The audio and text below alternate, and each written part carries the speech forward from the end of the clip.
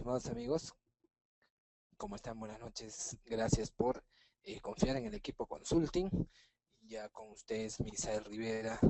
Entonces, solamente para dar inicio a esta octava sesión del curso virtual del Sistema Integrado de Administración Financiera. Ahora eh, hemos invitado a un connotado especialista en el tema que también nos ha acompañado en las dos últimas sesiones, al economista José Guillén Rueda, que nos va a acompañar con esta sesión. Señoras, señores, muy buenas noches. Una vez más, es para mí un gran honor esta vez volver a encontrarme con ustedes. Sí, efectivamente, vamos a desarrollar dos temas muy importantes relacionados básicamente con lo que es el módulo de planillas, un módulo importantísimo, porque de allí es, digamos, la base de datos de donde salen muchas veces eh, el cálculo que hace Economía y Finanzas al momento que asigna los importes por gratificación, escolaridad y ese tipo de conceptos. Y además que es en sí mismo un módulo obligatorio que tiene que ser utilizado por las unidades ejecutoras, ¿no? El conocido MCPP, módulo de control de pago de planillas, donde está la información de los que serían, en este caso, los nombrados, los CAS, ¿no? Pero no van allí las consultorías ni los terceros. ¿Okay? Entonces, de eso se trata. Vamos a ver cómo se ingresa la información. Esta sesión de hoy día es estrictamente práctica, didáctica, ¿okay? Casuística, ¿no? Vamos a analizar el módulo, vamos a encontrarle todos los detalles posibles, ¿okay? Vamos a tratar de llevarlo en la medida de lo posible al tema normativo, ¿okay? Entonces, de eso se trata la sesión en cuanto al módulo de control de pago de planillas. También tenemos lo que sería, en este caso, el manejo de la caja chica, ¿okay? Que bueno, desde el año pasado, eh, la caja chica y el fondo para pagos en efectivo son una misma operación, como ustedes deben saber, ¿no? Hasta el año 2010 eran dos operaciones diferentes. Una era el fondo para pagos en efectivo y la otra era la caja chica. Pero luego finalmente pasaron a hacer lo mismo. Y es que en verdad eran lo mismo, ¿no? El procedimiento de manejo es exactamente igual. Entonces, no tenía mucho sentido, ¿no? Entonces, sin embargo, para fines prácticos, generalmente se separan en dos, ¿no? En dos registros SIAF. Uno donde vamos a tener lo relacionado con este lo relacionado con la caja chica por RO y en el otro la caja chica por RDR. ¿Okay? Sin embargo, el manejo es un 90% parecido. Muy bien, entonces vamos a ir ingresando al módulo de planillas.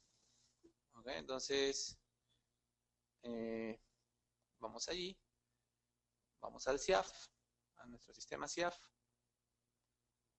vamos a ingresar a él, como lo hemos hecho en las sesiones anteriores.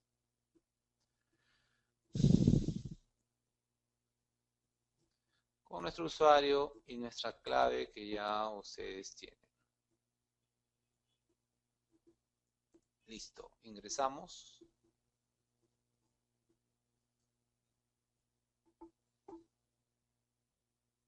Y muy bien, entonces dentro del listado de módulos que encontramos aquí, tenemos justamente el que vamos a comenzar a analizar.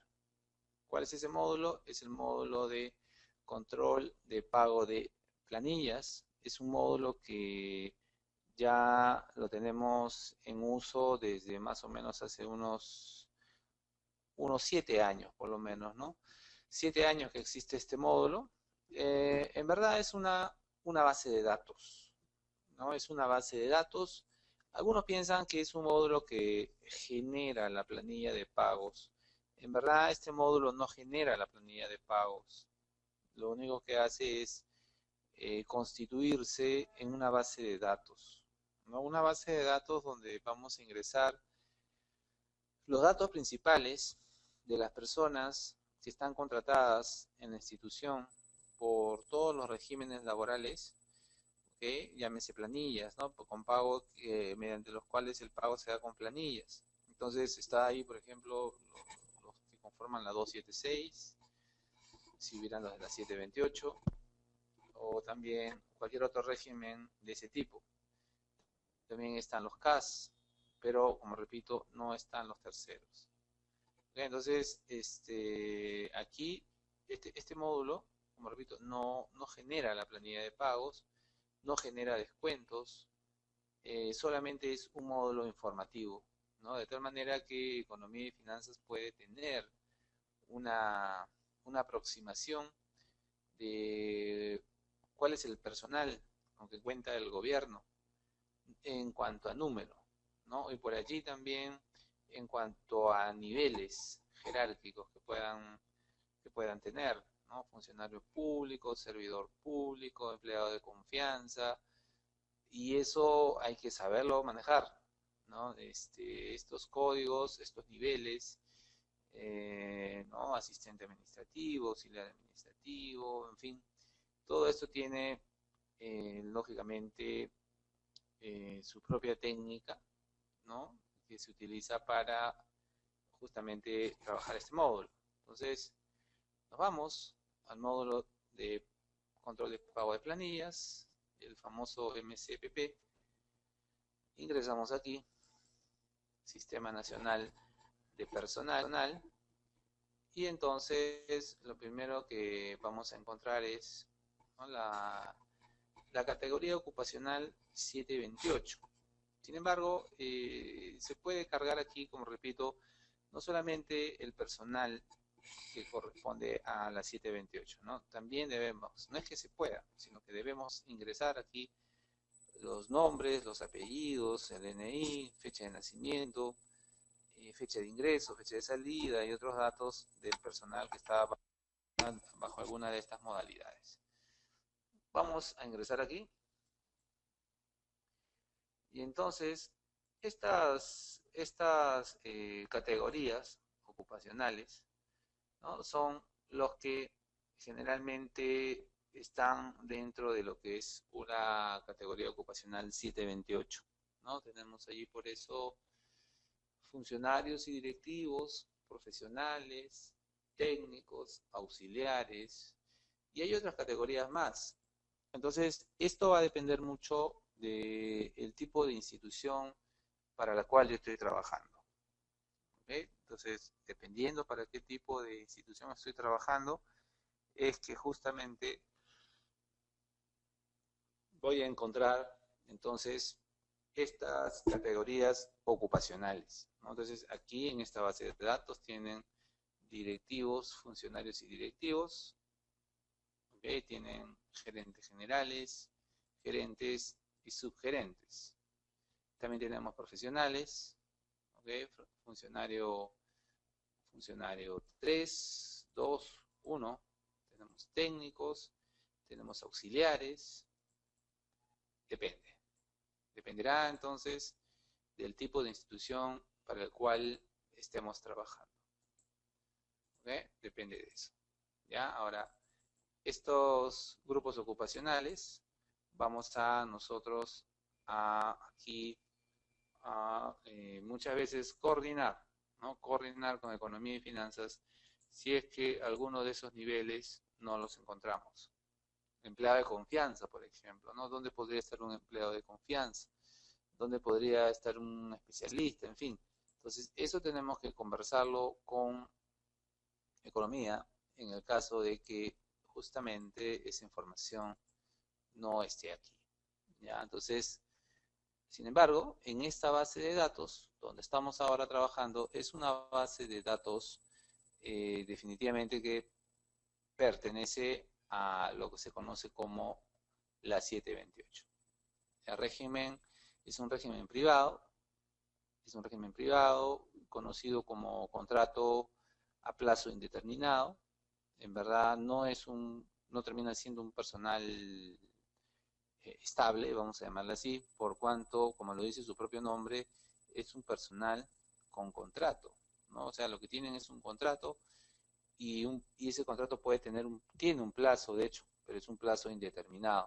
O sea, no se le pone un, un día específico de culminación, pero entonces también podemos entender que ese contrato puede ser rescindido en cualquier momento. Entonces, en verdad, dentro de todo este sistema de gobierno, prácticamente el único régimen en donde se obtiene la absoluta estabilidad es justamente en el régimen perteneciente a la 276. En todo lo demás, la estabilidad es relativa, ¿no? Muy relativa. Muy bien, entonces eso es lo que vamos a registrar aquí en esta base de datos, ¿no? La categoría ocupacional. Está además, creo, probablemente decir de que toda esta información va de la mano con lo que es la carrera pública, con lo que es eh, el ordenamiento, ¿no?, que tiene el sector público nacional a través de la LOPE, ¿no? Entonces, eso hay que conocerlo. O sea, más allá del módulo, que es muy sencillo, lo que debemos saber es las bases conceptuales, las bases teóricas, desde donde viene esta información. Igual tenemos esto, ¿no? Novedades, datos personales, y esto es lo que vamos a empezar a verificar. Entonces tenemos a la primera persona, apellido paterno, apellido materno, nombres, sexo, ¿ok?, fecha de nacimiento y fecha de fallecimiento, de ser el caso. ¿No? Todavía no hay fecha de fallecimiento. Esta fecha que vemos aquí al costado es justamente la fecha de registro de la información. Ahí está. Fecha de registro de la información, y estos son, como les digo, los datos. Un segundo registro. Tenemos a este señor. En este caso tenemos a su apellido paterno, su apellido materno, el nombre, ¿ok?, los dos nombres, y luego también tenemos el sexo, ¿ok?, tenemos la fecha de nacimiento, y esa es la información que tenemos en este caso, ¿no? La información que tenemos en este caso, y así vamos a ir encontrando a todas estas personas, ¿no? Entonces ahí está, documento, y la persona, ¿no?, la persona a la cual estamos registrando. ¿Ok? Entonces eso es lo que tenemos, la famosa base de datos, ¿no? Si quisiéramos por aquí eliminar, podemos hacerlo. ¿Ok? Podemos hacerlo también. Ahí está. Listo. Muy bien. La base de datos. Pero también tenemos el ambiente donde podemos registrar justamente esos datos personales o los datos laborales. Entonces, vamos a ingresar a lo que sería los datos personales. Y, por ejemplo, en este caso está el listado completo, ¿no? El tipo de documento 1 es el DNI, el número de DNI, el apellido, paterno, materno, los nombres, sexo, fecha de nacimiento, fecha de fallecimiento, y acá ustedes pueden ver esto, ¿no?, que dice estado A, envío A. Entonces, ¿qué significa ese estado A? ¿Qué significa ese envío A? ¿Qué estamos validando? ¿No? ¿Qué cosa está confirmando el sistema? Eso es lo más, creo, lo más importante en este momento, ¿no? ¿Qué cosa está confirmando el sistema? Eso es muy importante, muy importante. ¿Qué está confirmando? Lo que está confirmando en este caso es con el RENIEC, ¿no? Con el registro de identificación ciudadana, lo que está confirmando es justamente que la forma, o sea, el documento, ¿no? El documento que identifica a esta persona, su DNI, coincida con sus dos apellidos y con sus dos nombres. Es decir, este archivito viaja por correo electrónico y es verificado con la información que tiene, en este caso, la RENIEC. ¿Ya? Entonces, sin embargo, el servidor donde queda toda la información es en el servidor del Ministerio de Economía y Finanzas. ¿Ok? Entonces, se registra la información aquí. ¿Y qué sucedería, por ejemplo, en el caso del señor Morales? ¿No? ¿Qué sucedería si en el caso del señor Morales, por ejemplo? Se registra de una forma, vamos a poner Morales, por ejemplo, que estuviera registrado con Z, ¿ok? Que se registrara con Z o los documentos señalaran con Z, ¿no? Mientras que en la RENIEC está con Morales con S. O Zavala, ¿no? El mismo Zavala, que estuviera con una S, ¿no? Y en la RENIEC que estuviera con la Z. Entonces, bueno, por solamente una letra, estamos hablando prácticamente de personas distintas. ¿No? Entonces, los nombres, los apellidos, tienen que coincidir plenamente. ¿No? No puede haber ni una sola letra diferente. Lo mismo sucede con el número de identificación, el DNI. ¿No? Entonces tienes el DNI, y ese DNI, entonces, es también, ¿no? Debe mantener una relación perfectamente igual en cuanto a los dos nombres y los dos apellidos que tiene la RENIEC, incluso el sexo, ¿no? El sexo masculino, el sexo femenino, la fecha de nacimiento. ¿Okay? Entonces, eso es, por eso al empezar, dijimos, ¿no? Que esto era una base de datos. Una base de datos, simplemente una base de datos. Una base de datos donde nosotros vamos a ingresar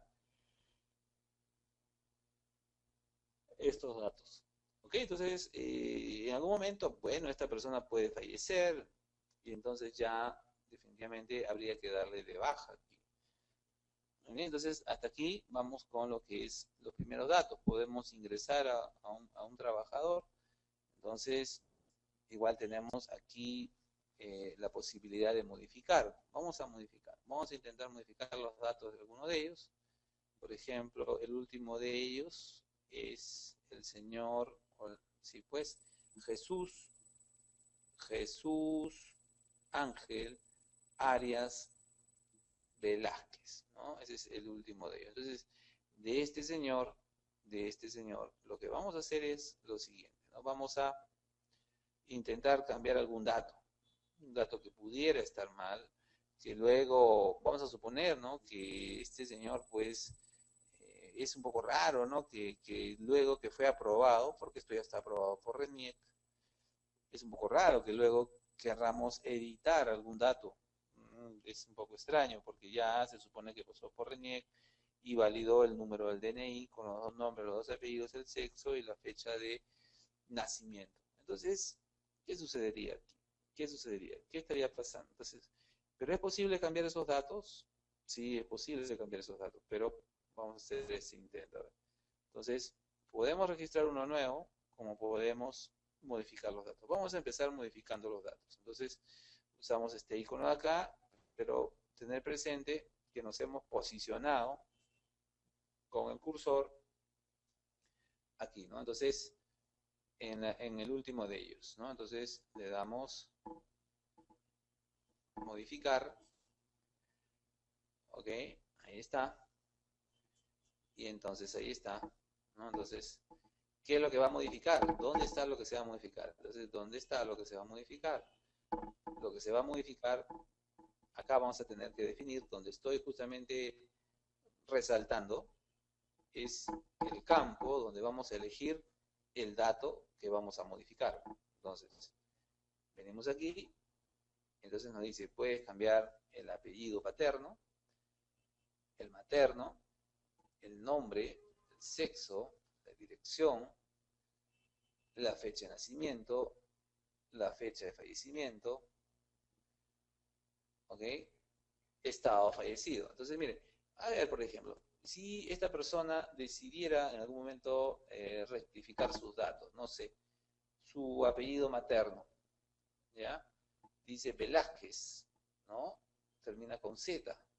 ¿Qué pasaría si esta persona lo cambia por el apellido Velázquez, igual, pero termina en este caso con la letra S, Velázquez, ¿no? Allí tenemos un nuevo Velázquez, ¿no? Entonces, pueda que este señor, ok, la RENIEC lo tenga así, y esté bien en la RENIEC, pero no sé, se me ocurre que de repente en su partida de nacimiento está con S, ¿no? Una cuestión así. Entonces, ¿podría cambiarse? Claro que podría cambiarse. Entonces, lo cambiamos, lo, lo guardamos y ya está. Obviamente, para que este cambio prospere, lógicamente, pues, el cambio también debe haber sido ya coordinado con RENIEC. O sea, no es que nosotros vamos a poner Velázquez con S y RENIEC lo tiene con Z, porque entonces simplemente la validación no va a funcionar. No va a funcionar. Tiene que ser una validación donde coincida, ¿no?, cualquier cambio también con la base de datos que tiene en ese instante la RENIEC. ¿Ya? Entonces ahí tienes esa información. Vamos a crear, ¿no? Con estas flechitas podemos avanzar por cada uno de los trabajadores. Ahora tenemos a otro de ellos y así. Entonces vamos a crear uno nuevo. ¿Okay? Habiendo acabado esto, vamos a ingresar a un nuevo trabajador dentro de esta base de datos. Al final vamos a eliminar, ahora vamos a ingresar. Entonces allí, por ejemplo, donde esté en azul,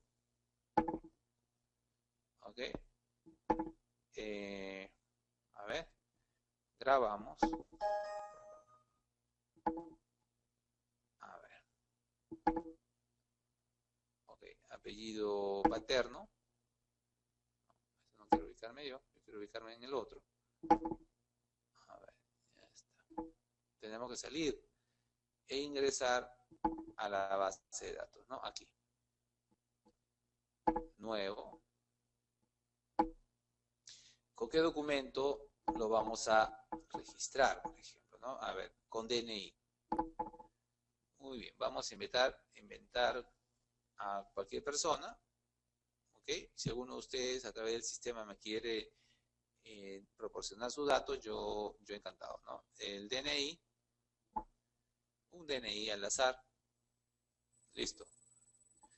El apellido paterno, vamos a ponerle mis apellidos, ¿ok? Apellido materno, los nombres,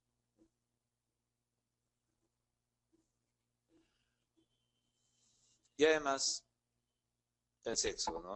Vamos a ponerle acá masculino, fecha de nacimiento, vamos a ponerle la fecha,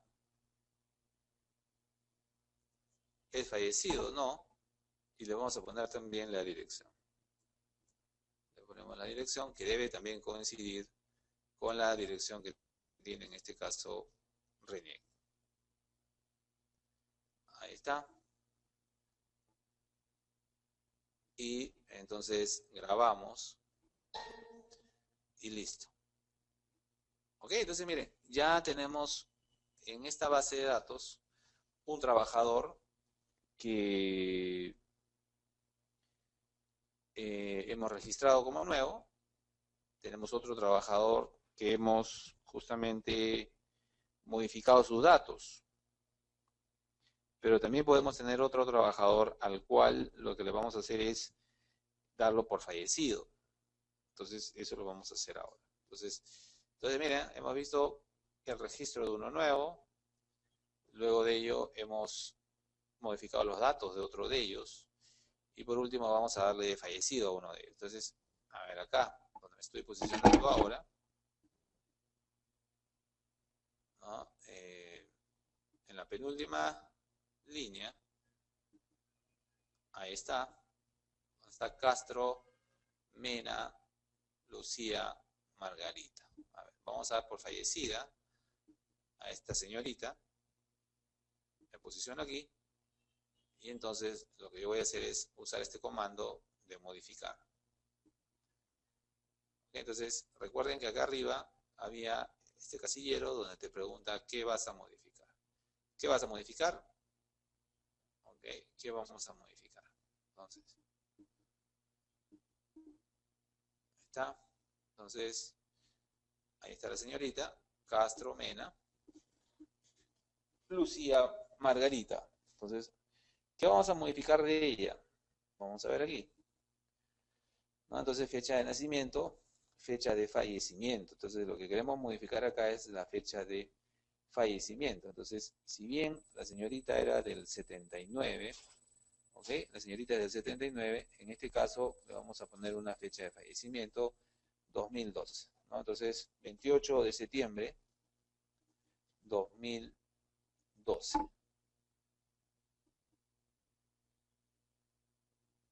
¿Ok? 28 de septiembre de 2012 le ponemos la fecha de fallecimiento, ¿no? Entonces, dependiendo del dato que yo quiera, como les digo, modificar, pero en este caso ya son 3 casos diferentes lo que estamos revisando, ¿no? Entonces, 28 de septiembre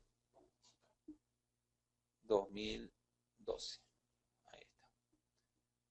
Lo grabamos. Ok, de ver ahí. Ah, es que no estamos septiembre, pues, ¿no? Lo estamos matando antes de tiempo, en verdad, la señorita, ¿no? Estamos agosto. Muy bien, volvámoslo a intentar, ¿no? Fecha de fallecimiento, 28 de agosto, 28 de agosto 2012. Ahí está. Grabamos. Ahora sí. Ok, como titular activo. Muy bien, vamos a inactivarlo entonces. Previamente vamos a inactivarlo. Eso lo hacíamos desde esta pantalla, ¿no? Desde esta pantalla. Entonces, aquí vamos a darle, a ver, vamos a modificarlo. Modificar. Y lo primero que vamos a hacer es cambiar el estado de fallecido, ¿no? Que es lo primero que está pidiendo. Entonces, el estado de fallecido, ahí está, ¿no? Entonces lo estamos cambiando. A ver.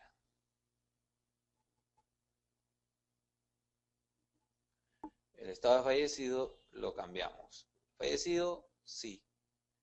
Ok, entonces lo primero que debemos nosotros confirmar, en este caso, es titular activo.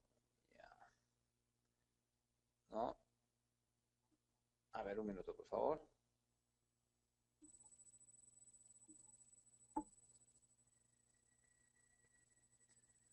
Parece que está por aquí, pero habría que inactivarlo, ¿no? Habría que inactivarlo.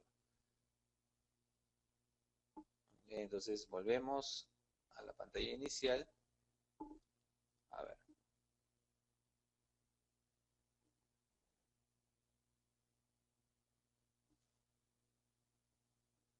¿No? Entonces allí en verdad debió coger, ¿no? Más si pareciera que en esta parte estuviera ocurriendo algún tipo de conflicto entre las tablas, ¿no? Porque lo más que podríamos hacer es eso, ¿no? Inactivarlo como lo estamos haciendo. El fallecido, bueno, si fallecido, eso era todo lo que debíamos hacer. ¿Ya? Entonces vamos a intentarlo por última vez. Intentémoslo por última vez. Y si no, ya avanzamos, porque no podemos quedarnos aquí todo el rato ante el problema que tiene el sistema, ¿no? Entonces, ok, vamos a intentarlo por última vez. Entonces, ahí está la persona, nuevamente, hemos elegido a otra, ¿no? Pues no hay otro campo. Entonces, ¿qué es lo que quiero hacer yo? A ver, nombre, sexo, dirección, fecha de nacimiento, fecha de fallecimiento, fallecido, ¿no? Entonces, aquí es donde debiera permitir sin ningún problema, ¿no? Ahora sí, un poco extraño, ¿no? Un poco extraño. Eso era todo, en verdad, ¿no? Ahí está figurando ya como fallecido.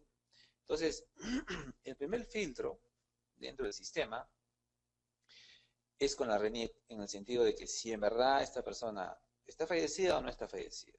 Eso es lo primero, ¿ya? Si está fallecida, ok, nosotros en esta base de datos lo acabamos de registrar de esa forma, como una persona fallecida. Luego de que es una persona que ya falleció, entonces recién nosotros vamos a ponerle fecha de fallecimiento. ¿Okay? Entonces, esa es la secuencia. Luego de eso vamos a poner la fecha de fallecimiento. Muy bien, entonces, esta información la habilitamos para envío, pero también la vamos a autorizar nosotros mismos, ¿no? Entonces le vamos a dar por fallecido a Vivar Miranda. Ahí está. Entonces nos vamos a la base de datos inicial, ¿okay? Y ya está como, ya debería estar como fallecido, ¿no? Quizás si volvemos a entrar, a ver, vamos a ver. A veces la memoria no toma los datos. A ver. Bueno, debió tomarlo como que sí estaba fallecido, ¿no? Ok, ok. ¿No? Entonces, siempre, como digo, el módulo de enseñanza tiene, ¿no? O sea, por ahí sus detalles que hacen que, pues, definitivamente no llegue a ser igual a un módulo verdadero. Pero ahí está, pero ahí está. ¿Ya? Entonces, eso en cuanto a los datos personales, ¿no? Entonces, ¿qué hemos visto hasta ahora? Hemos visto las categorías ocupacionales, los datos personales, que son, esta información es básicamente el reflejo de lo otro, de lo que acabamos de ver, de la pantalla que acabamos de ver, ¿no? De la pantalla que acabamos de ver. Entonces, es eso, es un reflejo, simplemente, ¿ya? Entonces están todos los nombres con su DNI y ahora nos vamos a esta base de datos del MSPP, ¿ok? Luego vamos a la base de datos laborales del titular, ¿okay? Ahora estamos hablando de bases de datos laborales, si se dan cuenta. Entonces, en la parte inicial estábamos hablando de datos personales. DNI, los nombres, los dos apellidos, datos como ese, ¿verdad? Ahora estamos hablando de datos laborales del titular. Ahí tenemos nuevamente a la relación de personas. Vamos a trabajar con alguno de ellos. Por ejemplo, a ver.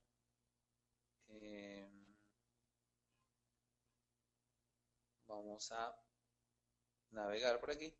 Tenemos los binoculares. Y entonces debemos, en este caso, a ver, tenemos a Jesús Ángel Arias, ¿no? Velázquez. ¿Okay? ¿Cuáles son sus datos laborales?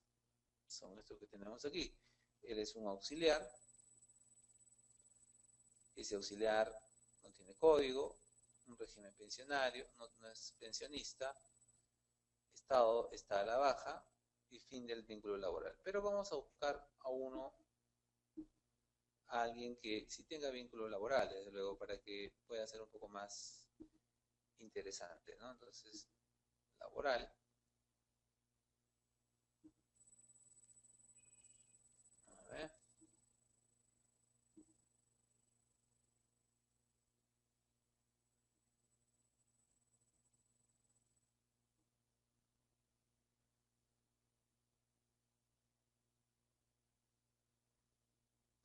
A los auxiliares. Vamos a tomar a los auxiliares.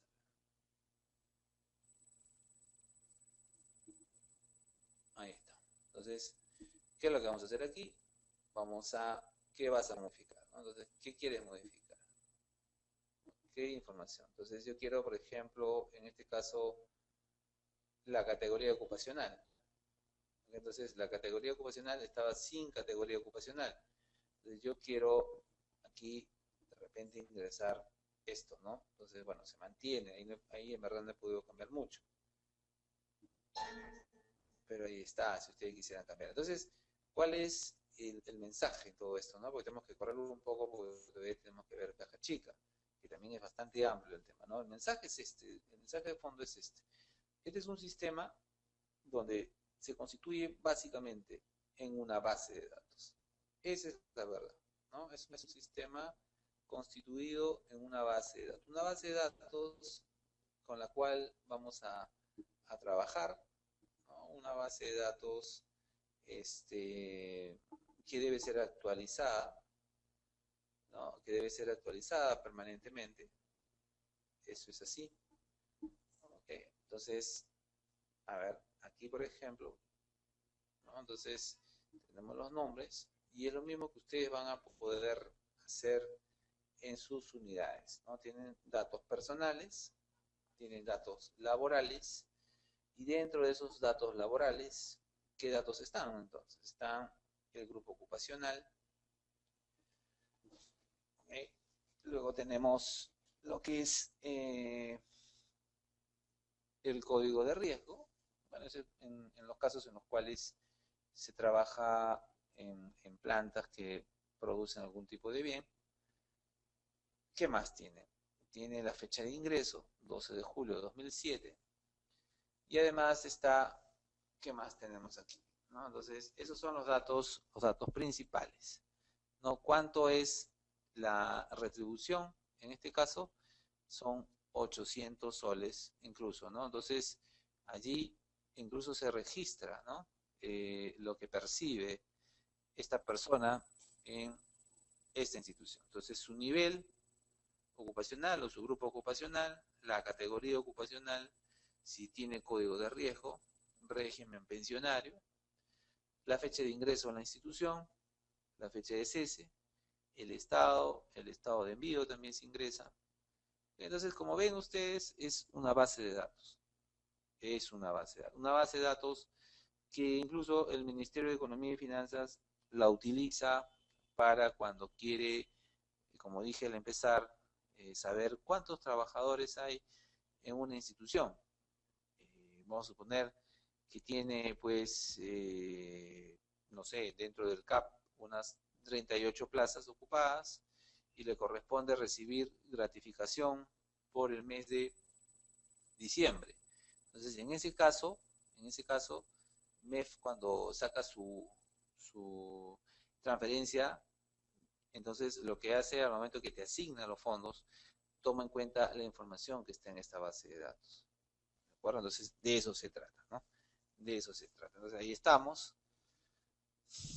Entonces, hemos visto la posibilidad de ingresar datos personales, datos laborales del titular y el registro del beneficiario. En este caso, ¿de qué se trata los beneficiarios? ¿No? Los beneficiarios se trata, vamos a ver aquí justamente, de lo que sería, por ejemplo, el uso muchas veces de los sistemas de salud.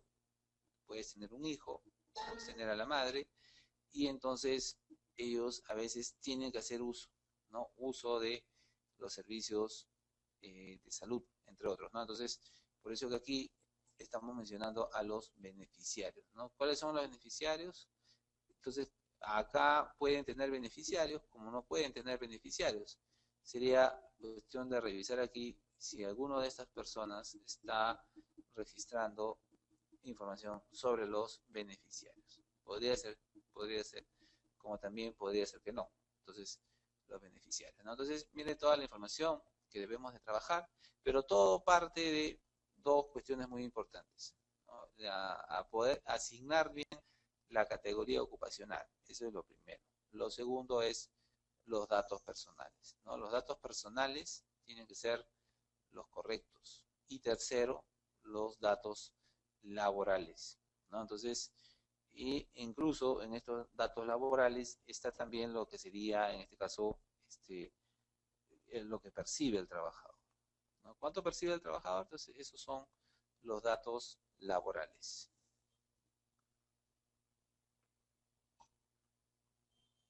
Muy bien, datos laborales. Luego tenemos esta información, tenemos que enviarla por correo. Ya, eso se llama la habilitación. O sea, ¿qué es lo que voy a hacer? Voy a habilitar el ingreso, por ejemplo, si ingresa o doy de baja por fallecido a un trabajador, entonces tengo que, no es que queda para siempre en la base de datos. Lo que debemos hacer es justamente eh, retirar a este trabajador o informar los cambios que puede haber tenido esta base de datos con ese trabajador. ¿Ok? Entonces, es así, ¿no? Entonces, como digo, una base de datos. Es una base de datos. Entonces, en esta base de datos la debemos tener actualizada permanentemente. No es una base de datos que la dejamos y no. Más bien, al menos yo pienso, ¿no? Que en instituciones ya un poquito más grandes, un poquito más ya con una buena cantidad de personal y ese tipo de cosas, entonces ya allí se hace mucho más importante todavía contar, contar con lo que sería eh, un administrador prácticamente de este sistema, ¿no? Porque también van los CAS acá. Entonces, imaginémonos pliegos grandes, donde estamos hablando ya de miles de trabajadores. Esta base de datos que estamos utilizando es una base de datos todavía bastante pequeña, no tiene en verdad una base de datos grande, pero por eso yo digo, ¿no? En pliegos grandes, por ejemplo, vamos a suponer el pliego defensa, donde pues hay una cantidad inmensa de trabajadores, o el pliego salud, o el pliego educación. Entonces allí ya no estamos hablando pues de 50 o 60 trabajadores, o de 200 trabajadores. Estamos ya hablando de miles de trabajadores, ¿no? Entonces, esas bases de datos tiene que haber alguien que siempre está trabajando esa información. ¿Ya? Entonces, por eso la recomendación en este caso es, si tu institución es grande, tiene más de, no sé, 600, 500 trabajadores, lo mejor que se puede hacer es justamente conseguirse alguien que administre este módulo, ¿no? Definitivamente es parte del sistema de personal a nivel gobierno, entonces hay que darle el sentido del caso. Muy bien. ¿Qué más podríamos tener aquí? Podríamos tener, dice Grupo Ocupacional SNP, por ejemplo, en esta parte el módulo no se ha actualizado, pues los SNP pues, han sido reemplazados prácticamente por lo que sería los CAS, ¿no? Entonces ya desde luego, ¿no? Entonces ahora el régimen ocupacional 276, también, ¿no? Están aquí lo de las 276. ¿Ya? Entonces dependerá en cuál de los dos, qué tipo de nivel o de régimen laboral estén, pues, ¿no? Entonces ahora tenemos los reportes, datos personales, laborales, beneficiarios, la PEA, por ejemplo, vamos a ver la PEA aquí, de esta institución, de esta base de datos. Ahí está la PEA, o sea, los trabajadores, ¿no? Con los que cuenta. Entonces tienes nombrados, bajo qué modalidad, 19.990, 25.30, contratados, bajo qué modalidad, ¿okay? ¿Cuántos de la 19.990, 25.30? ¿Okay? Entonces, estos son los reportes que genera este sistema. ¿Qué más podemos decir? A ver. Luego tenemos también, a ver, la importación de datos. ¿Por qué existe esta información de la importación de datos? Por lo que comentaba, ¿no? Podemos tener o podemos estar dentro de instituciones donde pues son miles de trabajadores. Entonces, lo que se hace en ese caso es trabajar por fuera un Excel y luego ese Excel se importa aquí. Entonces, usted puede hacer todos los cambios que quiera en el Excel, puede tenerlo ordenado y entonces lo que vamos a hacer es una migración una migración de información de un archivo que usted pueda tener hacia lo que sería el módulo de control de pago de planillas. ¿De acuerdo? Entonces, eso es lo que tenemos, ¿no? Entonces, ¿qué tipo de información tienes ahí? Entonces, lo que son los conceptos de ingresos, los datos laborales y los datos personales. Muy bien. Okay, entonces, el tipo de archivo, por ejemplo, ¿qué archivo es el que vas a migrar? En este caso, el tipo de archivo puede ser un archivo DBF. Generalmente en el CIAF siempre las migraciones se han hecho con archivos DBF, o también con archivos en Excel, ¿no? Entonces, en este caso lo que ayudaría más a migrar miles de trabajadores sería, me parece a mí más conveniente lo que es el Fox Pro, ¿no? Hay mucha experiencia en el sistema CIAF en migración de información utilizando el Fox Pro. En el caso de las hojas Excel, también pueden utilizarse, pero para lo que sucede es que este programa está en DBF, entonces desde luego la migración que se haga de algún tipo de tabla en DBF bajo las características que se necesitan, entonces va a ser mucho más fácil de que sea incorporado dentro de esta base de datos. Recordemos que hay, o sea, si esto lo vemos como nuestra unidad donde trabajan solamente probablemente 30 personas, como que esto no tiene mucho sentido, ¿no? Pero pensemos en unidades donde de repente estamos hablando de salud, por ejemplo, ¿no? Donde la masa de trabajadores es pues de 3.000, 4.000, o de repente los pliegos grandes como relaciones exteriores y eso. Ahí sirve utilizar mucho esto de los traslados de información. Bien, ¿cómo están amigos? Buenas noches. Estamos con la participación del economista José Guillén Rueda. Entonces, amigos, cuando gusten sus preguntas va a ser bastante importantes. Recuerden que estamos desarrollando las casuísticas eh, y las casuísticas pues obedecen a casos, ¿no? Entonces va a ser más dinámica esta transmisión si es que planteamos las consultas. Rafael, ¿cómo estás? Un gusto saludarte. Dice, hola, este módulo te bota las liquidaciones de beneficios sociales al término de un contrato. Es la pregunta de Rafael, ¿no? A ver, vamos a pasar la consulta a nuestro invitado. Hola Rafael, buenas noches, qué gusto saludarte nuevamente. Ya habíamos conversado en las dos sesiones anteriores. Bueno, eso lo dije al empezar. Este módulo, si bien se llama módulo de control de pago de planillas, no hace exactamente la planilla.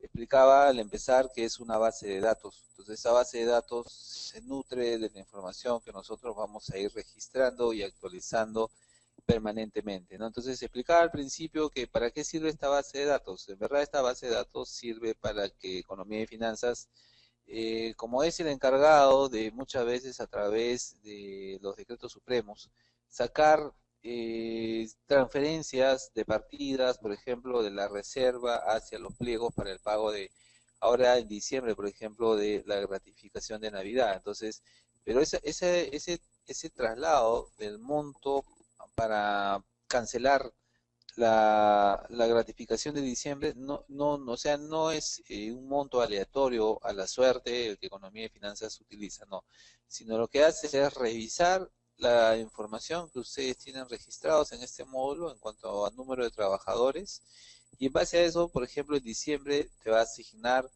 va a ser un traslado de partidas de pliego, perdón, desde Economía y Finanzas hacia los pliegos, pero como digo, basado en el número de trabajadores registrados en el sistema. No sé si estuvo bien la respuesta, por favor. Y bueno, sigue consultando. Dice, ¿y este módulo es obligatorio para las distritales? Refiere a las municipalidades. Muy bien, entonces, mira, hay ciertas opciones dentro del sistema que son, pues, para obligatorias y necesarias para el gobierno nacional y gobierno regional, pero no así para municipalidades. De hecho, la mayoría de municipalidades atiende su pago de planillas con lo que sería el RDR, por ejemplo, ¿no? O el Foncomún, pero no lo hace con recursos ordinarios. Entonces, como no lo hace con recursos ordinarios, yo creo que por lo menos el 80% de municipalidades no paga pues, con recursos ordinarios, sino lo que paga sus planillas es con RDR o cualquier otro tipo de financiamiento. Entonces, en ese caso, o sea, no, por el momento no resulta obligatorio para las municipalidades. Sí, para gobierno nacional, para todo lo que son los pliegos y unidades de gobierno nacional, y también para gobiernos regionales. No sé si estuvo clara la respuesta, por favor.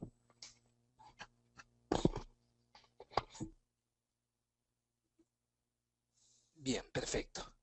A ver, ahora sí, gracias también a ti por la consulta. Permítanos un segundito, por favor. Muy bien, estamos viendo acá algunas cuestiones técnicas. Ya estamos nuevamente con ustedes. Muy bien, entonces estamos, por eso, como comentaba, de acuerdo al PowerPoint que vimos en un principio, agotando el tema de lo que es el módulo de control de pago de planillas, que es donde estamos ahora en este momento. Muy bien, entonces ahí estamos. Entonces, datos laborales, datos personales y entonces los reportes que podemos generar, la migración que podemos hacer, explicaba la importancia de esta migración. En el caso de grandes cantidades de trabajadores. Ahí está. Muy bien. ¿Qué más tenemos aquí? Entonces, tenemos, a ver, la importación de datos que acabamos de revisar. Ahora, toda esta información, como estamos viendo aquí, es una información que debe ser enviada por correo electrónico, ¿no? Es información que se envía por correo electrónico. Entonces, justamente por lo que comentaba, ¿no? Entonces, esa información debe ser validada por RENIEC. Ahora, incluso, no sé, alguna vez yo tuve una experiencia, ¿no? Donde inmediatamente se registra aquí a un trabajador y se le da de baja. Si es que ustedes luego quieren hacer algún tipo de girado y tratan de transmitirle el girado, por ejemplo, a su cuenta, sin saber que ha fallecido, de repente se fue hoy día antes de un feriado y muere, ¿no? Vamos a suponer que falleciera el día de mañana y es feriado, pero sin embargo ustedes todavía no lo saben, pero hacen un girado, por ejemplo, hoy día, pretendiendo que se pague de repente el día viernes o algún otro día. Entonces, ¿qué sucedería en ese caso? ¿No? Sucedería de que simplemente ese girado vendría rechazado, porque esa persona ya no está en la base de datos de RENIEC. Entonces, esta información de los trabajadores o bien se actualiza por el lado de RENIEC o bien se actualiza por la base de datos del módulo de planillas. Entonces, a veces la actualización es mucho más rápida por la base de datos del módulo de control de planilla. Por otro, a veces es por el lado de lo que es la RENIEC, ¿no? Como les estaba contando una experiencia, ¿no? De alguna entidad donde trabajé alguna vez y donde efectivamente a esta, como decir hoy día, justamente también venía un feriado y luego un viernes donde sí se podía ir al Banco de la Nación a cobrar. Entonces, culminamos la etapa de girado para el pago de este trabajador sin saber que este trabajador había fallecido pues el día viernes, en este caso sería el jueves, ¿no? Jueves feriado. Y entonces el día viernes tuvimos rechazado el girado de lo que es la planilla de remuneraciones. Y en verdad no le encontrábamos ningún sentido, ¿no? ¿Por qué esta persona? Y finalmente lo que sucedía era que estaba fallecida y había que replantear nuevamente la planilla. Muy bien, muy bien. Ok, entonces seguimos con esto.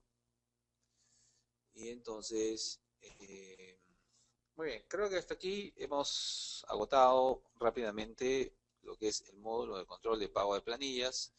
Me gustaría conocer de parte de ustedes si es que hay alguna última pregunta, sino para ya pasar a lo que es la caja chica. ¿Ok? Entonces, Rafael, no sé si tienes alguna duda sobre esto. Encantado de que nos puedas, por favor, a través de este medio del chat, comunicarnos de qué se trata. ¿Ya? Muy bien. Entonces, hemos revisado el módulo de control de pagos de planillas. Entonces, ahora vamos a empezar a trabajar lo que sería la caja chica. Ahora, la caja chica, ¿no? Eh, un minuto es... vamos entonces. La caja chica es una operación que definitivamente se maneja desde el módulo administrativo, pero también lo que debemos remarcar es que es una operación que básicamente está ligado a lo que es la gestión de la tesorería, ¿no? Entonces, como explicaba ya unas charlas antes, sería muy difícil encontrar que la caja chica se maneje, por ejemplo, desde el área de personal o que se maneje quizás desde el área de, se me ocurre, contabilidad o logística, ¿no? Entonces, ahora, este tipo de operación, ¿no? Es un tipo de operación, les comento algo, no sé si ustedes lo saben, pero es un tipo de operación de los más antiguos que hay, ¿no? Es una operación de las más antiguas que hay. Si ustedes buscan en los instructivos de la Contaduría Pública de la Nación, estamos hablando de los años 60 más o menos, ¿no? Donde recién como gobierno comenzamos a regular estos temas, ¿no? 60, 70. Ahí vamos a encontrar justamente que se genera, por decirlo de alguna forma, la primera directiva a nivel nacional para el manejo de la caja chica.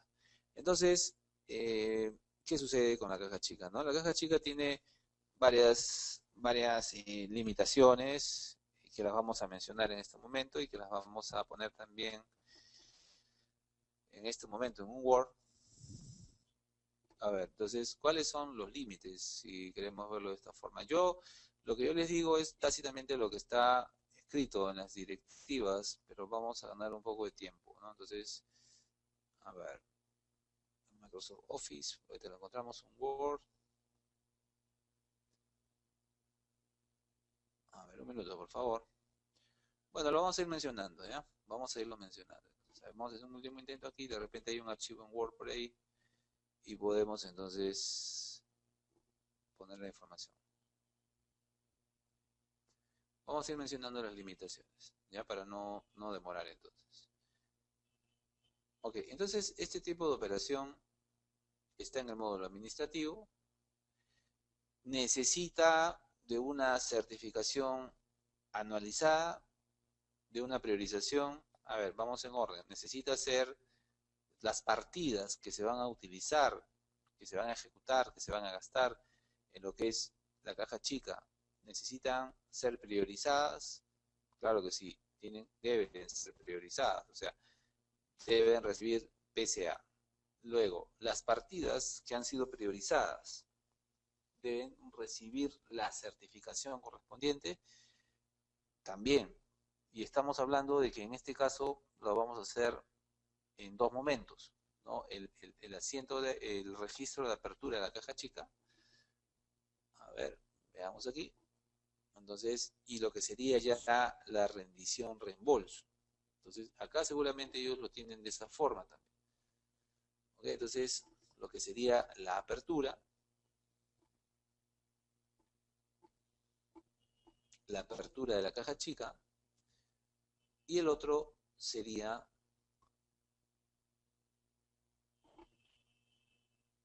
a ver, un ratito,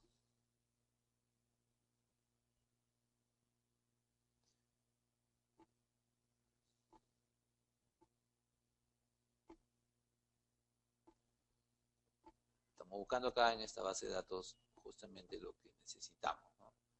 Lo que es la apertura, ¿no? Entonces, hacemos la apertura y hacemos también las rendiciones.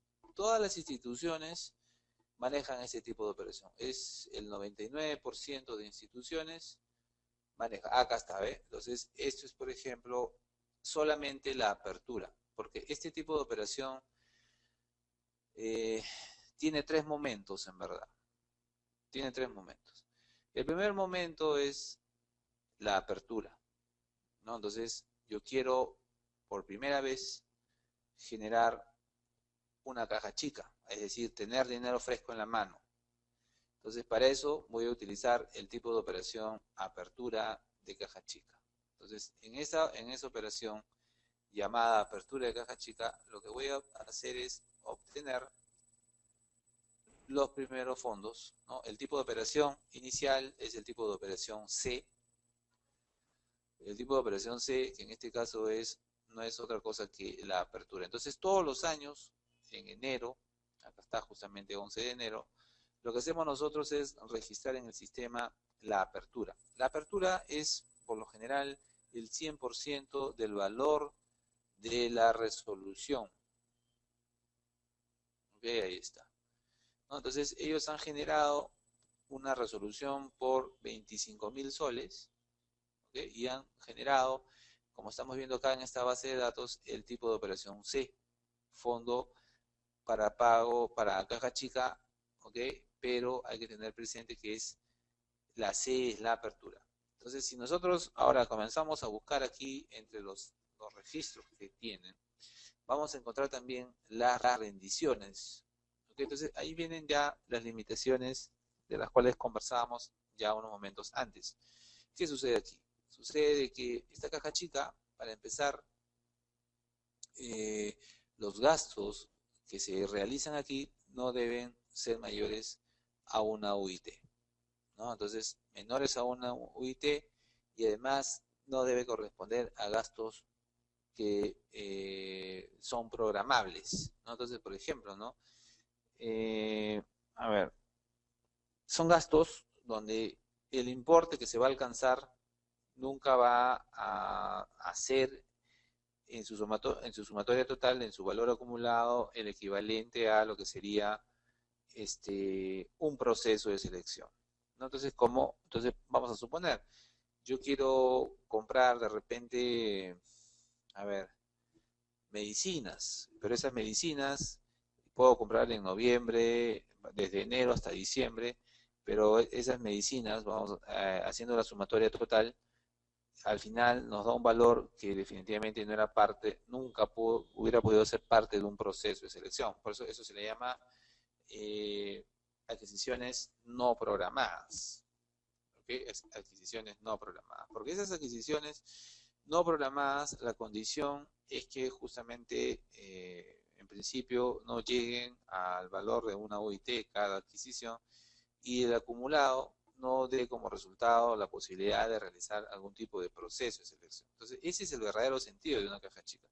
Porque algunos piensan, por ejemplo, que con la caja chica yo voy a comprar de repente útiles, ¿no? Y todos los meses voy a comprar 5.000 soles de útiles.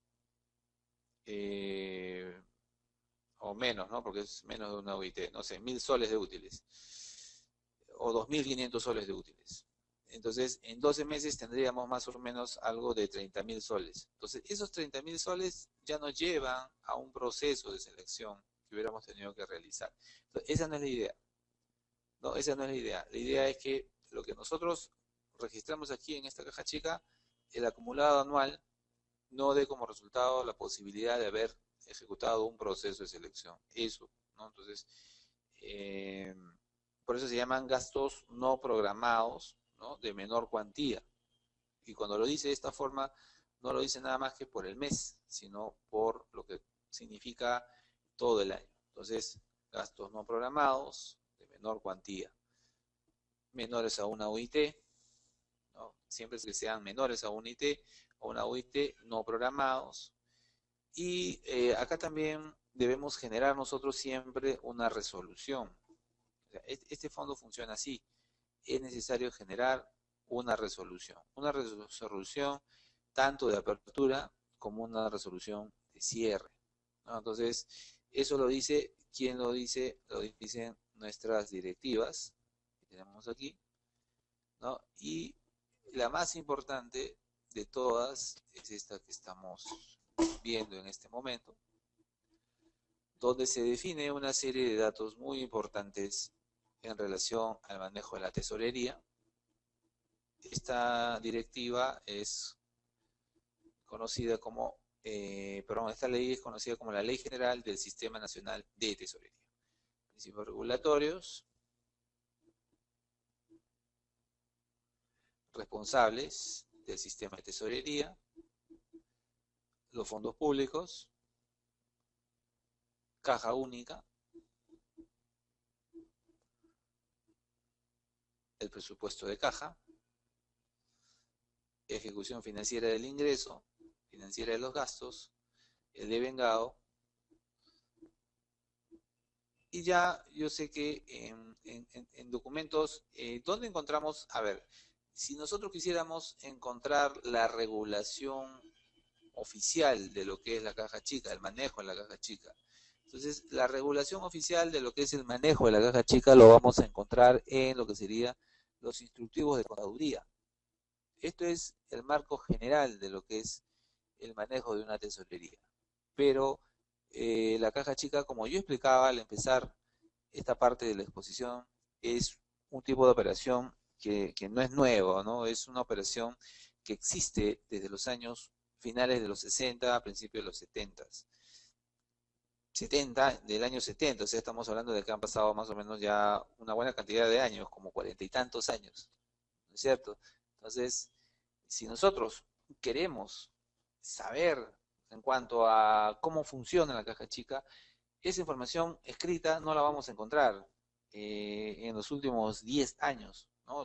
Esa información existe hace 35 años por lo menos, y eso lo encuentran, como repito, en lo que es la contaduría. Pero ¿qué cosa dice ese documento de la contaduría? Como repito, que los gastos tienen que ser menores a una UIT, no deben ser gastos programables, es decir, que el acumulado anual no debiera llevarnos a la posibilidad de haber realizado un proceso de selección.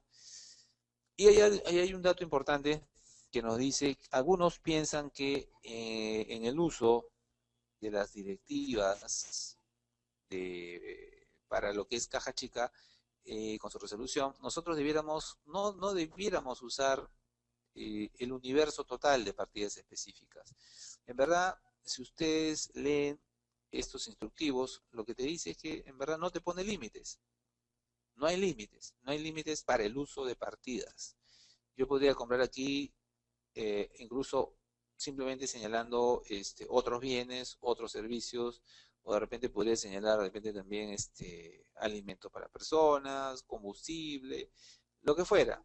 ¿Por qué? Porque la directiva, el instructivo de la contaduría no te pone límites. O sea, si la norma general no te pone un límite en cuanto a la ejecución, entonces nosotros tampoco debiéramos ponernos un límite al momento de ya realizar el gasto en caja chica. Esto se lo digo por experiencia, porque he conocido siempre en las unidades ese temor, ¿no? Ese temor de que en las cajas chicas solamente puedes usar 3 o 4 partidas, y todo lo que cae fuera de esas 3 o 4 partidas consideradas en la apertura no debiera atenderse, y eso es mentira, ¿no? Entonces, en verdad eso es mentira.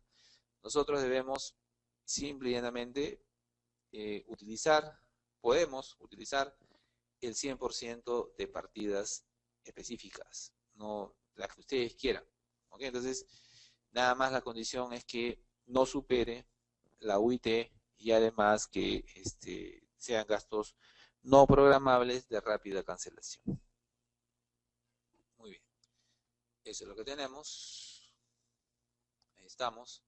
Entonces vamos a navegar un poquito, vamos a rápidamente, porque también nos gana la hora, a intentar ubicar lo que sería el registro de las rendiciones en reembolsos. Porque primero registramos lo que sería la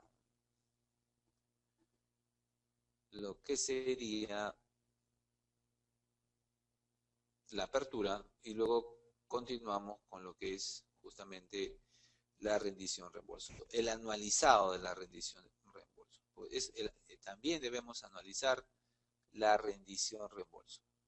¿Okay? Entonces, a ver, por ahí debe estar, de hecho que está, porque eso es la base, ¿no? Eso es la base para que justamente también podamos nosotros más adelante en el CIAF mensual, allí podamos justamente comenzar a registrar las rendiciones reembolsos, ¿no? Por ahí debe estar, definitivamente tiene que estar. Si no, como le digo, es un tipo de operación que se utiliza en el 90% de unidades ejecutoras. Yo diría que hasta el 99% de unidades ejecutoras utiliza este tipo de operación. Es imposible que no lo use, ¿no? Porque en verdad con este tipo de operación se logran cubrir unos gastos a veces que definitivamente no podríamos cubrirlo, pues como un registro, una operación común y corriente donde va a haber un compromiso, un devengado y un girado. Es una cuestión bastante ágil, si se quiere, ¿no? Para cancelación de este tipo de gastos. Muy bien, por ahí tiene que estar, de hecho que tiene que estar. Es imposible que no exista, ¿no? Es imposible que no exista. Muy bien, entonces ahora con esta introducción de lo que significa la priorización, la certificación de la apertura, que ahora viene lo que es también ya el registro mensual de información, ¿no? Hay una información mensual, claro que sí, hay una información mensual que nosotros vamos a comenzar a registrar en el sistema SIAF. ¿Okay? Vamos ahí, cerramos aquí y nos vamos ya al mensual. Entonces, esa certificación y esa priorización que vimos de la apertura, ahí no termina siendo utilizada, ¿no? Sino que termina siendo utilizada en lo que sería, a ver, este tipo de operación, por ejemplo, es un encargo interno. El encargo interno, ahorita vamos a encontrar lo que es la caja chica. Entonces vamos a irlo buscando por aquí, espacio. Acá está, por ejemplo, el registro SIAF 16. Ese fue la apertura, ¿no? Entonces la apertura fue de 25.000, pero ustedes cuentan, en este caso, en la pantalla de apertura, con un cuadro de control. Entonces, si ustedes se dan cuenta, aquí en verdad la apertura está por 56.430. ¿Qué puede significar que esto esté por 56.430, mientras que aquí tengo solamente 25.000? Entonces, lo que puede haber sucedido es que esta operación ha sido ampliada en el tiempo, ¿no? Y es así, muchas veces las cajas chicas son ampliadas en el tiempo. Entonces, contra todo esto, debemos entender lo siguiente, que acá nace una limitación más. ¿Cuál es esa limitación más? Que de acuerdo a la directiva de tesorería, yo por eso he intentado ubicarme en el registro de apertura para que se entienda mejor. De acuerdo a la directiva de tesorería, yo cada mes no puedo generar rendiciones que superen el triple del valor de la caja chica. Entonces, en este caso, el valor de la caja chica no son los 25.000 que estamos viendo aquí, ¿verdad? Porque acá hay un cuadro de control donde dice, en verdad, cuánto es esta caja chica. Lo que pasa es que si seguimos navegando por el sistema, vamos a encontrar que probablemente también hay una ampliación de este fondo. Por eso que aquí el monto acumulado de lo que sería la apertura y ampliaciones suma 56.430. Eso significa que las rendiciones dentro del mes no podrían superar el triple del valor de estos 56.430, ¿no? Entonces sería más o menos 150, como 165.000 soles, ¿no? Entonces esta unidad puede registrar 1, 2, 3, 10, 15, 20 rendiciones de cuenta, y entonces esas rendiciones de cuenta, sumando el valor acumulado, ese valor acumulado no debiera ser el triple de este valor de 56.430, ¿no? Entonces, mire, hemos mencionado varias limitaciones. Puedes usar todo tipo de partida específica, no hay límite, no lo hay. Segundo, a ver, luego de eso, estamos explicando que las rendiciones que vamos a registrar no podrían superar 3 veces el valor de la apertura. ¿De acuerdo? Ahora, acá viene una pregunta que no sé si ustedes de repente quisieran contestar. Esta caja chica, este tipo de operación, sucede lo siguiente. Este tipo de operación puede originar que existan varias cajas chicas a la vez. Sí, es posible. No hay ningún problema. Yo, por ejemplo, de estos 56.430, ¿okay?, puedo entregarle una parte de los 56.000, vamos a suponer 30.000 a la oficina A, que se encuentra en la sede central, y todo el saldo a la oficina B, que se encuentra en una oficina desconcentrada. ¿Podría suceder eso? Sí, efectivamente. El mismo instructivo de contaduría nos dice que una caja chica este, puede ser manejado por más de una sola persona, ¿no? Entonces vamos a suponer, tú estás en Lima y necesitas justamente que la caja chica se utilice también una parte, no sé, en Chimbote, otra parte en Ica y otra parte en Huancayo. Entonces, ok, saco una caja chica por, no sé, se me ocurre 80.000 soles y lo reparto entre las tres sedes.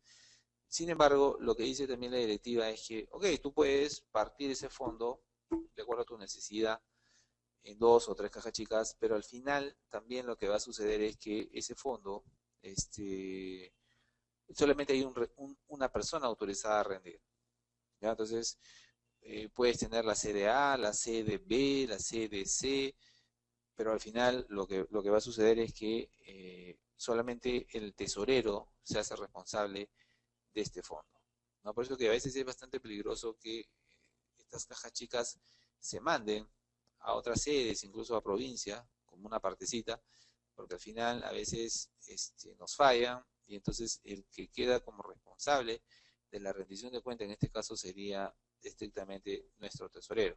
Entonces, por eso, si la pregunta es, oye, ¿yo puedo tener cajas chicas desconcentradas? Ok, muy bien, sí lo puedes hacer. Pero la cuestión es el riesgo que te corres, en este caso, por estas cajas chicas, ¿ya?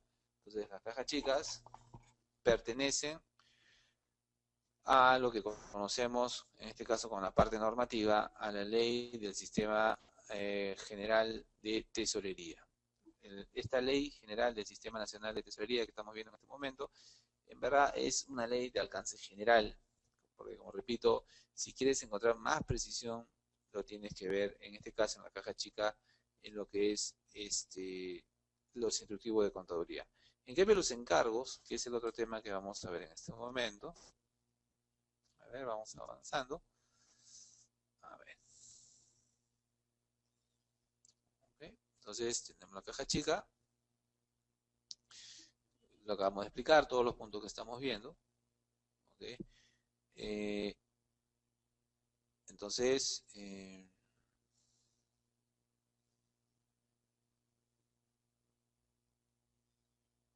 sí, pues en verdad casi todos los temas los hemos visto, ¿no? Documentos y consideraciones a tener en la apertura de la caja chica, la acabamos de mencionar, no hay límite de partidas, y siempre y cuando las partidas que se van a usar son partidas no programadas. Dice puntos clave para la elaboración de la directiva de la caja chica. Bueno, generalmente las unidades elaboran una directiva interna del manejo de la caja chica. Entonces, explica generalmente esta directiva interna cómo es el proceso para justamente el uso de los fondos, la reposición de los fondos, ¿okay? ¿Qué debe hacer el usuario para poder cobrar un cheque, perdón, un vale o alguna adquisición a través de la caja chica? O sea, la mayoría de instituciones lo que intenta es dejar por escrito un procedimiento para el uso de esta caja chica. Ahora, en cuanto a fuentes de financiamiento que conforman la caja chica, como explicaba al principio, estas fuentes de financiamiento, también lo dice la directiva actual, puede ser por la fuente 00 o puede ser por la fuente 09.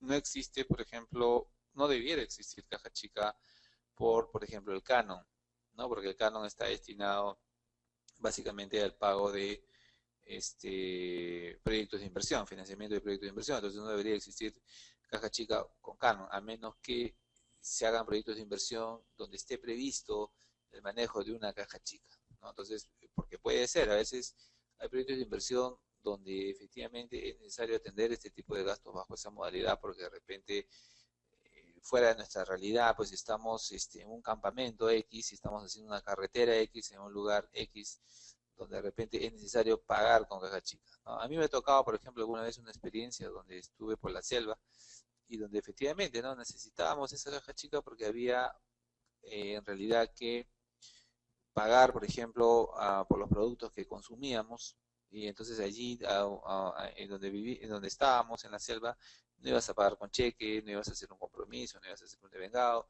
simplemente tuvieron que, dentro de este proyecto de inversión, habilitar una especie de caja chica, que en realidad, en ese sentido, en los proyectos de inversión se conocen como gastos de operación. Entonces, los conceptos que se pueden cargar a la caja chica son todos, como repito, el instructivo de contaduría no establece 4 o 5 o 6 o 20 partidas específicas que pueden ser consideradas. No, lo que dice el instructivo de contaduría es que todas las partidas pueden ser consideradas. No hay partidas límites. No hay partidas límites. Entonces, luego tenemos el reembolso de la caja chica, ¿no? Este reembolso, como repito, los reembolsos, puede haber un reembolso o N reembolsos. Lo importante es que dentro del mes, el acumulado de esos reembolsos, dentro del mes nada más, el acumulado de esos reembolsos no supere 3 veces el valor del fondo de apertura. Eso creo que queda clarísimo. En cuanto a las rendiciones de la caja chica, entonces, repito, estas rendiciones deben estar sustentadas en boletas de venta, en facturas, en tickets de compra. ¿Ok? Entonces, eso es prácticamente una correcta rendición. Ahora, yo recuerdo el caso, lo tengo clarísimo alguna vez cuando estaba en economía y finanzas, cuando me encontré con alguna unidad ejecutora que pensaban ellos, de una forma equivocada, que estos reembolsos, ¿no? Que en estos reembolsos se debía de poner, se debía utilizar las partidas que se iban en las cuales se iba a gastar en una próxima oportunidad. O sea, no, no es así, sino que más bien la información que va en estas rendiciones es la información de las partidas, de los gastos que se han realizado con el uso de los fondos que salieron por la caja chica. Entonces, ¿qué sucede? A ver, vamos a simplificar la idea. Ustedes sacan una caja chica con el clasificador número 1, pero cuando de pronto viene la rendición, viene con el clasificador número 2, pero yo estoy pensando en que con la rendición que voy a pedir, con el reembolso que voy a pedir porque ya gastó, ¿no? O sea, sale la primera caja chica por el clasificador X por 10 soles, luego viene el reembolso. Entonces, en el reembolso tenemos la disyuntiva si ese reembolso lo hacemos de 3 formas, o lo hacemos con el clasificador con el cual salió el dinero, el clasificador con el cual hemos comprado o el clasificador que voy a necesitar en un futuro para siguientes adquisiciones. Entonces, allí debemos tener cuidado. Entonces, en verdad, cuando registramos en el sistema las rendiciones en la caja chica, esas rendiciones corresponden a las partidas de gasto específica por los gastos que ya se realizaron. Es decir, cuando nosotros trabajamos el gasto de caja chica inicial, el dinero sale por el clasificador 1. Ok, ahí terminó la historia del clasificador 1, porque luego viene la historia de lo que llamamos ya la rendición reembolso. Entonces, cuando registramos la rendición, esa rendición tiene que estar relacionada con las partidas. ¿Qué partidas? Las partidas que nosotros al momento que tenemos el dinero en la mano, no necesariamente gastamos por el clasificador 1, sino que a veces gastamos ya por el clasificador 2, por el clasificador 3, por el clasificador 5. Entonces, de eso se trata, ¿no? Entonces, se trata de que efectivamente ok, la salida del dinero fue por el clasificador 1, pero la rendición de cuenta eh, es por el clasificador donde están las adquisiciones, las boletas. ¿Ok? Entonces, nuevamente recupero el dinero y luego ese dinero lo voy a utilizar ya para nuevos gastos. ¿Ok? Entonces, es más o menos la forma como ustedes deben entender esto de la caja chica, ¿no? Entonces, esos son los puntos que estamos desarrollando. ¿Ok? Acá veo, por ejemplo, a ver, un minuto, por favor. ¿ok? Entonces, módulo de planillas, datos personales, ya lo hemos mencionado, lo hemos explicado, lo hemos visto en el sistema, datos laborales, también lo hemos visto, remuneraciones CAFAE, acá CAFAE, el CAFAE no es parte de lo que sería el módulo de control de pago de planillas, el CAFAE está fuera del módulo de control de pago de planillas, está solamente lo que representa la remuneración. ¿Ok? Personal, planillas de personal, ¿ok? Sí, no es que el módulo te hace la planilla, ya lo vuelvo a repetir, lo que hace es tener la base de datos del personal, ¿no? Que está nombrado o bajo el régimen de plazo indeterminado. Igual los CAS, no es que te va a hacer la planilla de CAS, lo que va a suceder es que tiene la información, la base de datos de los CAS que están dentro de tu institución.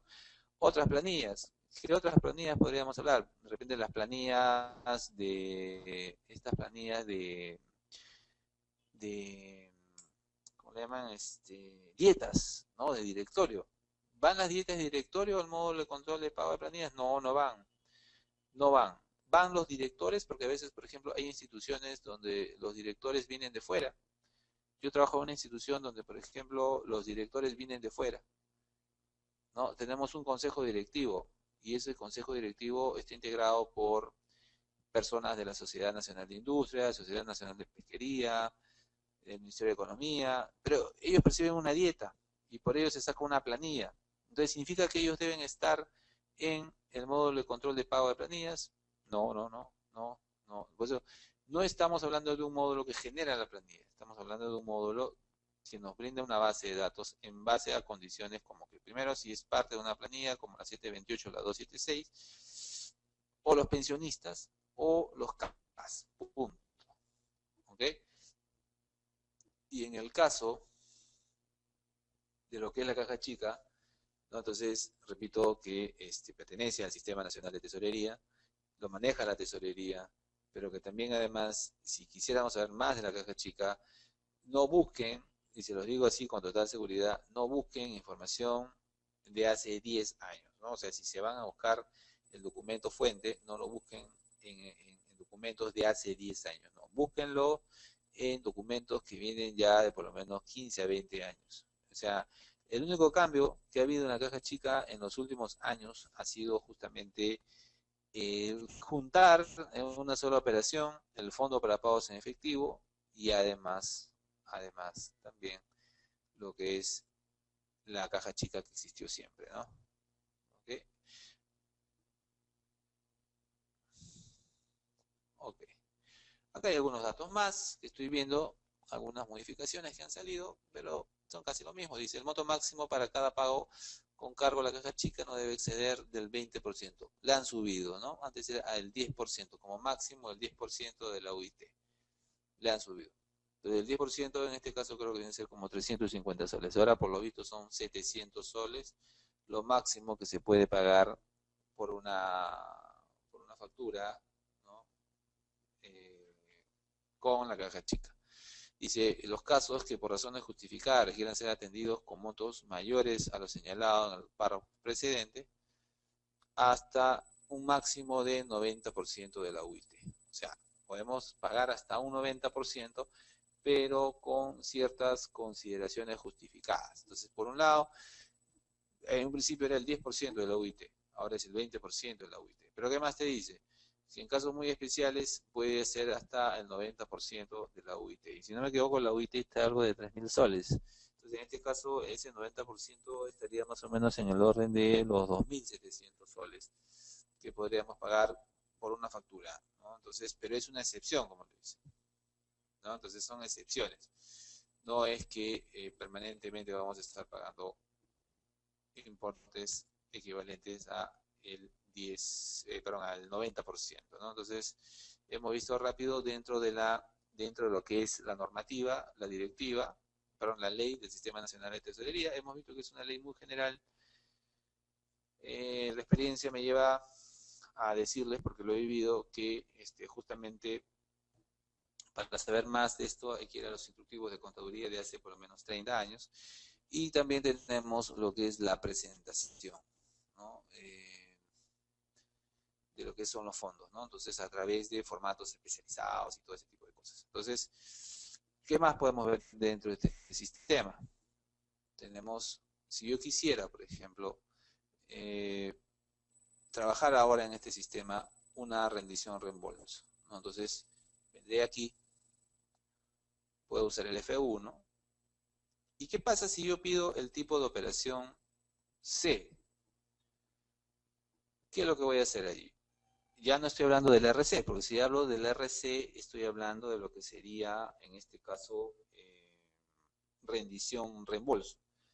Y entonces estaría trabajando una rendición reembolso. Pero ¿qué pasa cuando hablo solamente del tipo de operación C?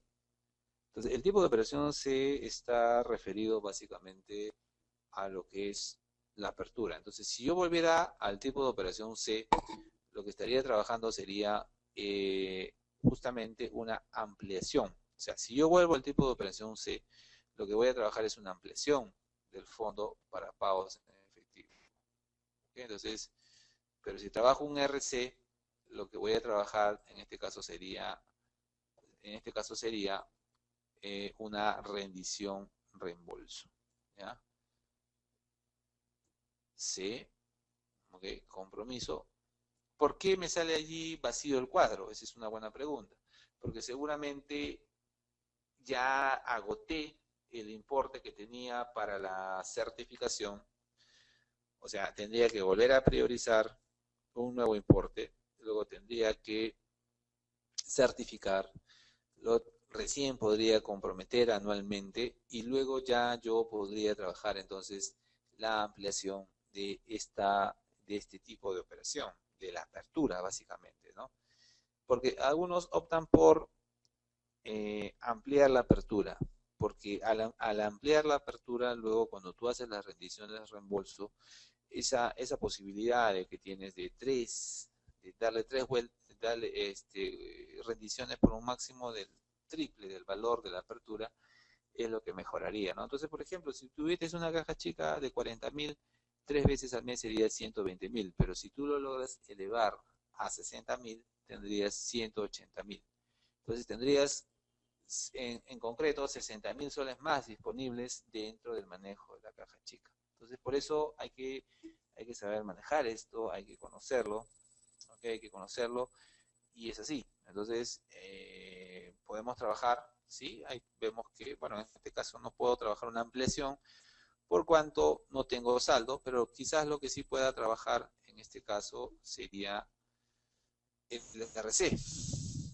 ¿Okay? El RC, que en este caso es la rendición, ¿no? La propia rendición reembolso. Le damos a aceptar el compromiso y obviamente también acá ya al parecer fue agotado el saldo, ¿no? Ha sido agotado. Ha sido agotado, no nos da mucho margen de manejo, pero esa es la realidad en este caso, ¿no? Pero de eso se trata, ya de eso se trata. Entonces, tenemos la operación C, la operación RC, ahora están aquí las dos fuentes, antes estaban separadas, ¿no? Ahora están las dos fuentes, está la fuente RO y RDR, ¿de acuerdo?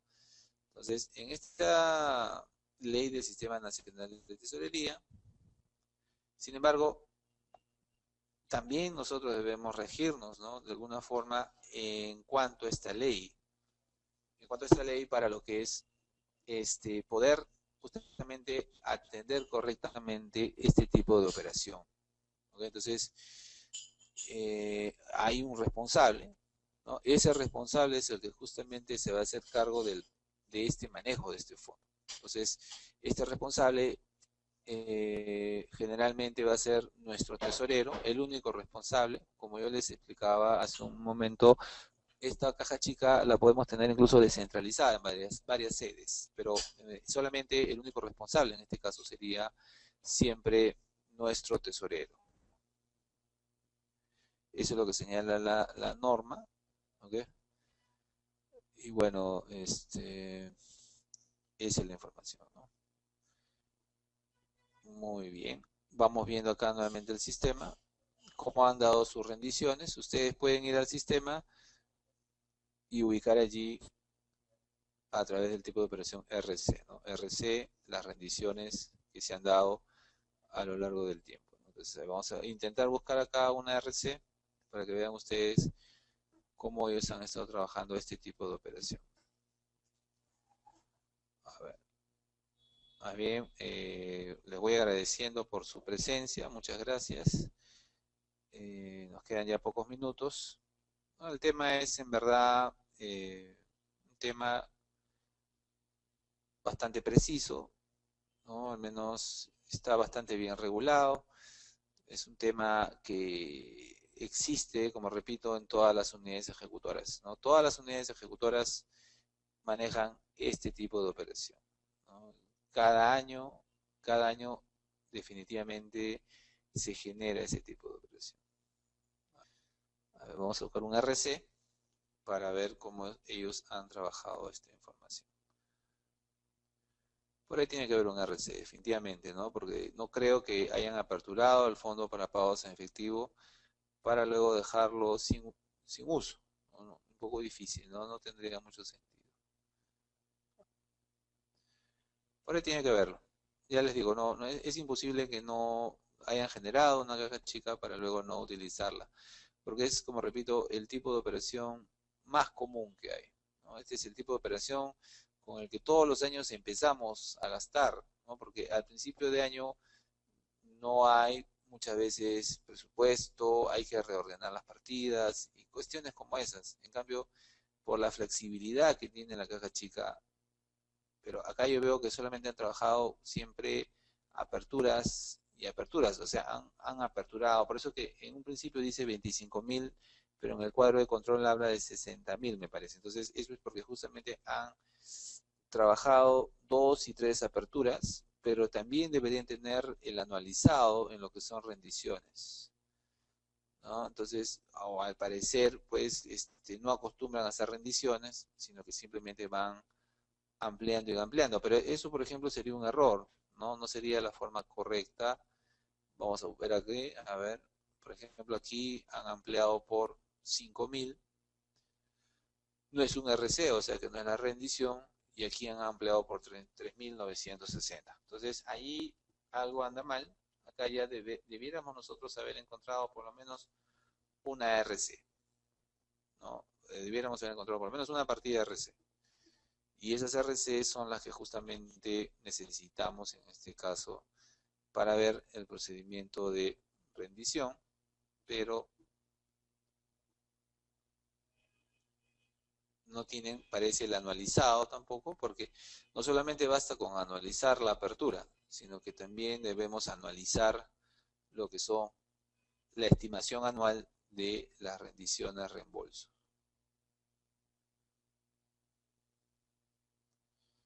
Muy bien. Bueno, entonces vamos a intentar nuevamente registrar una nueva RC, y con eso más bien estaríamos culminando lo que es la charla del día de hoy, ¿no? Entonces, les recomiendo, si queremos conocer este tema, no tanto ir a lo último de la normatividad, sino más bien revisar lo que es los instructivos de contaduría, ¿no? Esto es un poco para personas que conocen un poco más, ¿no? Entonces, los que no conocen mucho piensan que en la normatividad presente está la regulación de este tipo de operación. No, la regulación de este tipo de operación no viene de hace 5 o 10 años. La regulación de este tipo de operación viene ya por lo menos de hace unos 20 y tantos años. Eso es así, ¿no? Muy bien.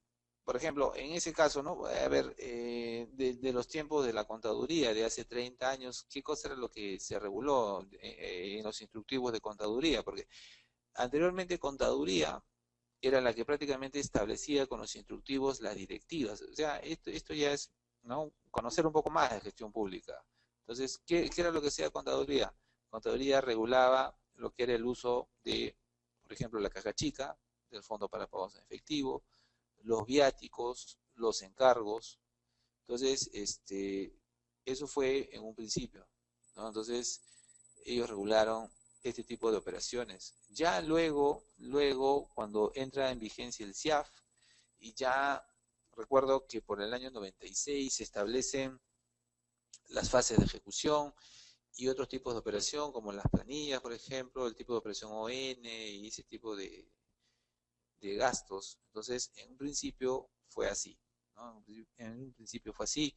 Lo único que estaba regulado por los años 70 era la caja chica y los encargos internos, los viáticos. Más adelante, ya después del año 2000, por el año 98, es donde se efectúan una serie de regulaciones ya de otro tipo de operaciones. Entonces, por eso es que, como hemos visto, de los cambios, de los últimos cambios trascendentales, podríamos decir, aunque no creo que tenga mucho impacto, en verdad, lo que veo aquí, que, bueno, ha cambiado es esto del 10%, ¿no? Ya no es el 10% de la UIT, le ha dado un mayor margen, le ha dado el 20%, y en el caso de que sea muy urgente, puede cubrir un gasto el cual su valor debe estar en un 90% de la UIT. Entonces son cambios que se han dado, pero que, como les digo, guardan la concepción, guardan la información, digamos, inicial que hizo la contaduría en aquel momento, ¿no? Entonces han pasado muchas cosas. Ahora ya no existe el fondo para pagos. El fondo para pagos en efectivo era el que se manejaba con los recursos del tesoro, los recursos ordinarios. Ahora estamos a través de un solo tipo de operación manejando o bien esa caja chica con fondos del tesoro, o sea, la fuente 00, recursos ordinarios, o bien lo estamos manejando pues con lo que es el RDR, ¿no? El RDR. Muy bien, señores. Eh, no sé si ustedes tienen algún tipo de consulta, alguna pregunta al respecto. ¿Ya? Si no, ha sido más bien un gusto haber trabajado con ustedes esta noche. Y bueno, recomendándoles nuevamente, pues, verificar la información que tenemos en el portal de contaduría. No me queda nada más que agradecerles. Muchas gracias por la atención prestada y estamos para las consultas que ustedes puedan tener. Bueno, muchas gracias, buenas noches.